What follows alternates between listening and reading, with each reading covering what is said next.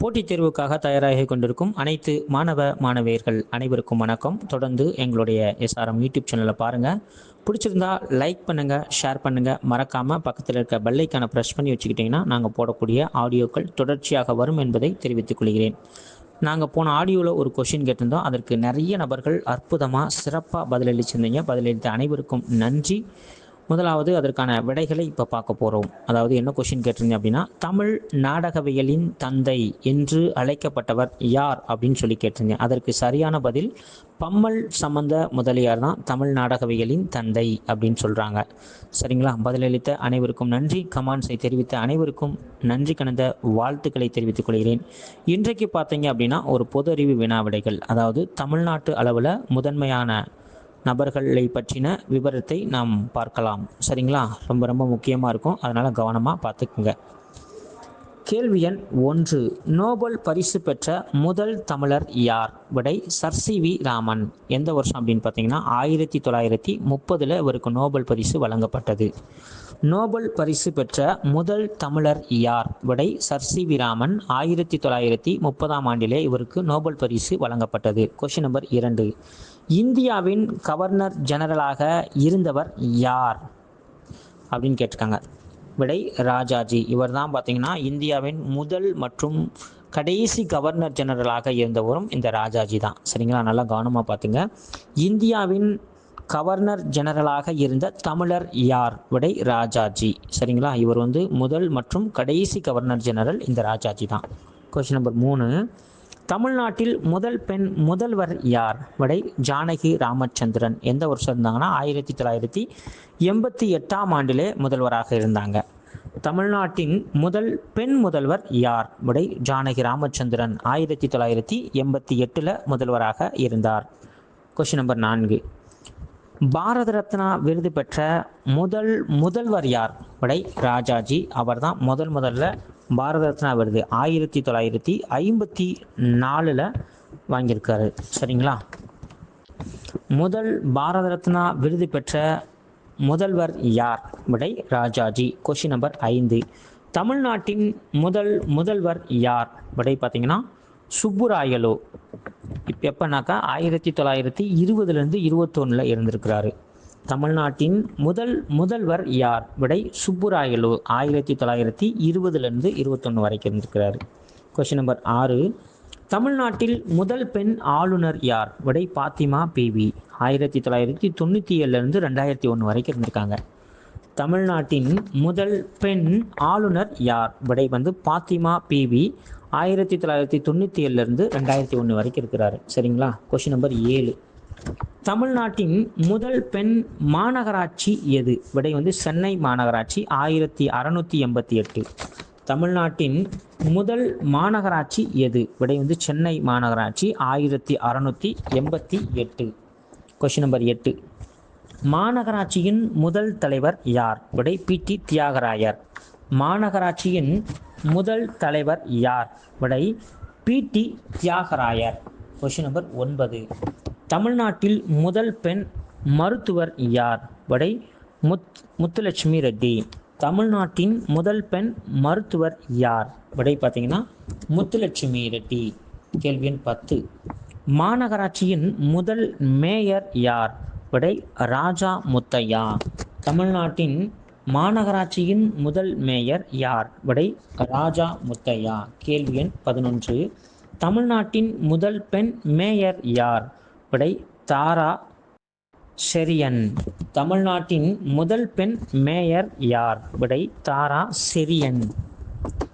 கேள்வி எண் 12, தமிழ்நாட்டின் ஞானபீட விருது பெற்ற முதல் நபர் யார்? விடை அகிலன். தமிழ்நாட்டின் முதல் ஞானபீட விருது பெற்ற முதல் நபர் யார்? விடை அகிலன்.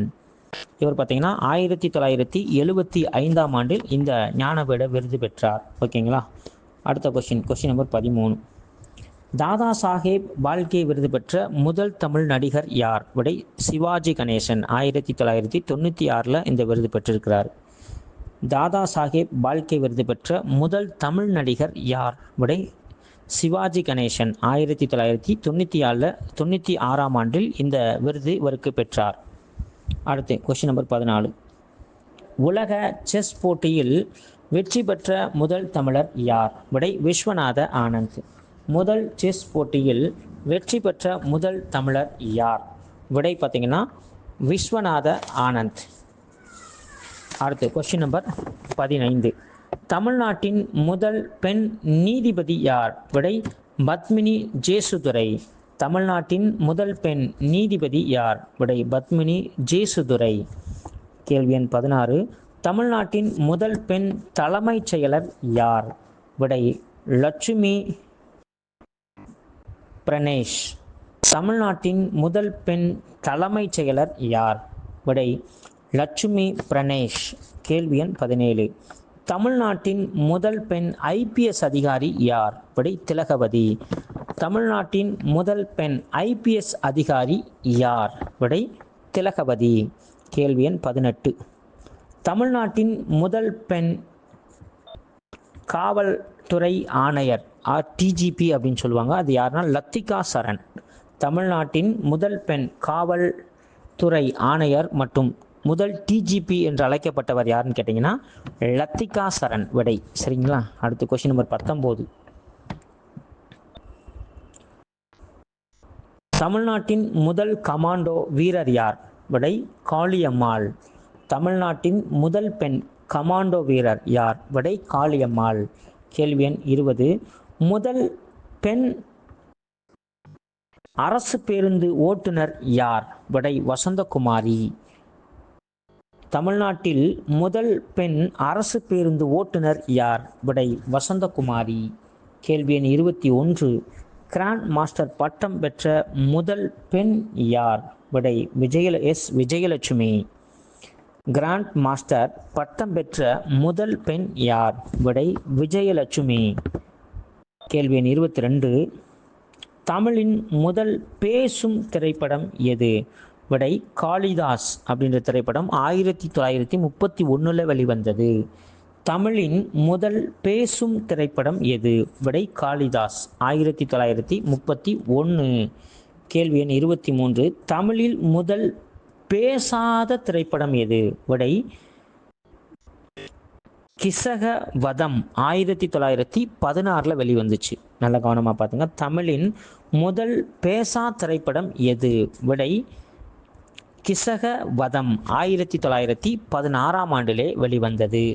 கேள்வி எண் 24. தமிழின் முதல் வண்ணப்படம் எது? விடை அலிபாபாவும் 40 திருடர்களும். தமிழின் முதல் வண்ணப்படம் எது? விடை அலிபாபாவும் 40 திருடர்களும். கேள்வி எண் 25.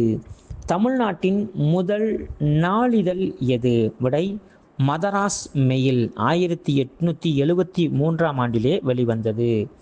தமிழ்நாட்டின் முதல் நாளிதழ் எது? விடை பார்த்தீங்கன்னா மதராஸ் மெயில் 1873. கேள்வி எண் 26. தமிழின் முதல் தமிழ் நாளிதழ் எது? விடை சுதேசமித்திரன். இந்த சுதேசமித்திரன் பார்த்தீங்கன்னா 1882 வெளிவந்தது. நல்லா கவனமாக பாருங்க. தமிழின் முதல் தமிழ் நாளிதழ் எது? விடை சுதேசமித்திரன். கேள்வி எண் 27.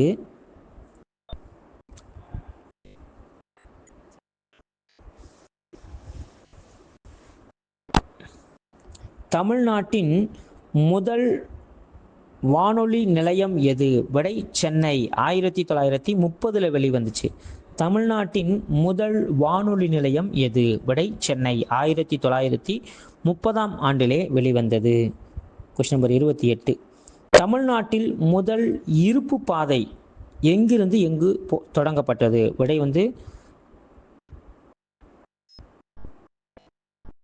ராயபுரம் டு வாலாஜாசாலை வரை 1856 இந்த ரயில் சாலை போடப்பட்டது. தமிழ்நாட்டில் முதல் இருப்பு பாதை எங்கிருந்து எங்கு போடப்பட்டது? விடை பார்த்தீங்கன்னா ராயபுரம் டு வாலாஜாசாலை வரை 1856 இந்த ரயில் சாலையானது போடப்பட்டது. Question number 29. தமிழ்நாட்டின் உயரமான கோபுரம் எது? விடை பார்த்தீங்கன்னா ஸ்ரீவில்லிபுத்தூர் ஆண்டாள் கோயில் கோபுரம். தமிழ்நாட்டின் உயரமான கோபுரம் எது?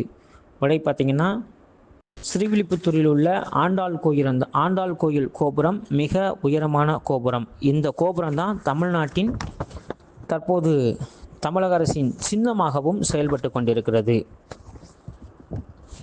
Question number 30. தென்னிந்தியாவின் கங்கை என்று அழைக்கப்படும் ஆறு எது? விடை காவேரி. தென்னிந்தியாவின் கங்கை என்று அழைக்கப்படும் ஆறு எது? விடை காவேரி. கேள்வி எண் 31. தமிழ்நாட்டின் முதன்மையான ஆறு எது? விடை காவேரி. தமிழ்நாட்டின் முதன்மையான ஆறு எது? விடை காவேரி. கேள்வி எண் 32. தமிழ்நாட்டின் மிக நீளமான நதி எது? விடை காவேரி. 760 கிலோமீட்டர் நீளம் கொண்டது இந்த காவேரி. சரிங்களா? தமிழ்நாட்டின் மிக நீளமான நதி எது? விடை காவேரி. இது பார்த்தீங்கன்னா 760 கிலோமீட்டர் நீளம் கொண்டது. அடுத்து கொஸ்டின் நம்பர் 32. தமிழ்நாட்டில் வற்றாத நதி எது? விடை தாமிரபரணி. தமிழ்நாட்டில் வற்றாத நதி எது? அதை வற்றாத ஜீவ நதியும் அப்படின்னு சொல்லுவாங்க. விடை பார்த்தீங்கன்னா தாமிரபரணி. கேள்வி 33. தமிழ்நாட்டின் பழமையான அணை எது? விடை கல்லணை. தமிழ்நாட்டின் பழமையான அணை எது? விடை கல்லணை. கேள்வி 34. தமிழ்நாட்டின் பெரிய அணை எது? விடை மேட்டூர். 1934 கட்டப்பட்டது. நல்லா ஞாபகம் வச்சுக்கோங்க.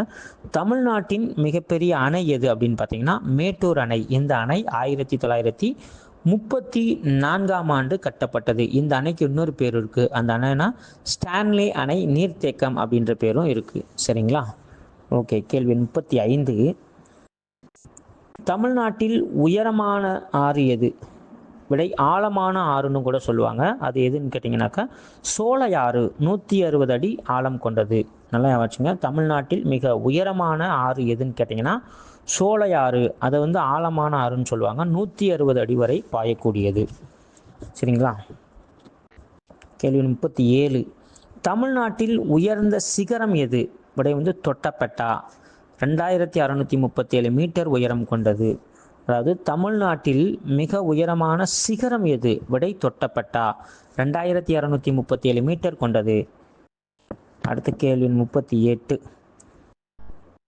தென்னிந்தியாவின் உயரமான சிகரம் எது? விடை ஆனைமுடி. தென்னிந்தியாவின் மிக உயரமான சிகரம் எது? விடை ஆனைமுடி. கேள்வி 39. தமிழ்நாட்டின் மிக நீளமான கடற்கரை எது? விடை பார்த்தீங்கன்னா சென்னை மெரினா கடற்கரை. 13 கிலோமீட்டர் நீளம் கொண்டது. சரிங்களா? அதாவது தமிழ்நாட்டில் மிக நீளமான கடற்கரை எதுன்னு பார்த்தீங்கன்னா சென்னை மெரினா கடற்கரை. 13 கிலோமீட்டர் கொண்டது. இது உலக அளவில் 2வது நீளமான கடற்கரை என்றும் இந்த சென்னை மெரினா கடற்கரை அழைக்கப்படுகிறது. சரிங்களா?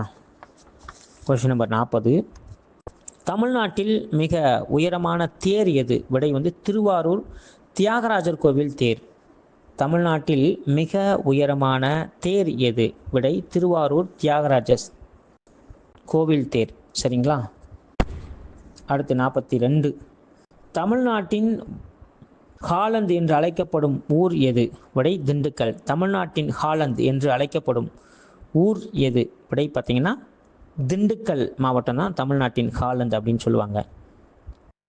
கேள்வி 44. தமிழின் முதல் நாவல் எது? விடை பிரதாப முதலியார் சரித்திரம். இதை எழுதினது பார்த்தீங்கன்னா மாயூரம் வேதநாயகம் பிள்ளை. தமிழ்நாட்டின் முதல் நாவல் எது? விடை பிரதாப முதலியார் சரித்திரம். இதை எழுதினவர் பார்த்தீங்கன்னா மாயூரம் வேதநாயகம் பிள்ளை. கேள்வி எண் 45வது கேள்வி. தமிழ்நாட்டின் மாநில விளையாட்டு எது? விடை பார்த்தீங்கன்னா கபடி. தமிழ்நாட்டின் மாநில விளையாட்டு எதுன்னு பார்த்தீங்கன்னா விடை பார்த்தீங்கன்னா கபடி. ஓகே நண்பர்களே, இந்த ஆடியோ முழுமையாக பார்த்துருப்பீங்கன்னு நினைக்கிறேன். பார்த்துருந்தா மறக்காமல் லைக் பண்ணுங்கள், ஷேர் பண்ணுங்கள், மறக்காமல் உங்களுடைய கமெண்ட்ஸையும் தெரிவிங்க. இன்றைக்கு உங்களுக்கான ஒரு கேள்வி காத்திருக்கிறது. அதாவது